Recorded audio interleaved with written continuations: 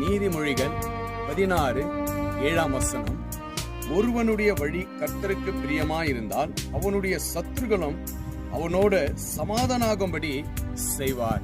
ஆம் பிரியமானவர்களே, அநேக சத்துருகள் உங்களை சூழ்ந்து கொண்டிருக்கலாம், உங்களுக்கு எதிரியாளியா இருக்கலாம். ஆனா வேத வார்த்தை சொல்லப்பட்டிருக்கிறது, உன்னுடைய வழி கர்த்தருக்கு பிரியமா இருக்கிறதா என்று கர்த்தர் கேட்கிறவராயிருக்கிறார்.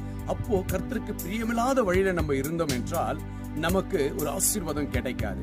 அப்போ நம்ம என்ன செய்ய வேண்டும் என்றால், ஆண்டவரிடத்துல நம்மை தாழ்த்தி ஒப்பு கொடுத்து அவருடைய வழியில நம்ம நடக்கும் பொழுது சத்ரு நமக்கு என்னவா இருக்கிறாப்லங்க, சமாதானம் ஆகும்படி உன் தலையை எண்ணெயினால் அபிஷேகம் பண்ணி உன் பாத்திரம் நிரம்பி வழிகிற அளவுக்கு கர்த்தர் உன் பந்தையை ஆயத்தப்படுத்துகிறவராயிருக்கிறார்.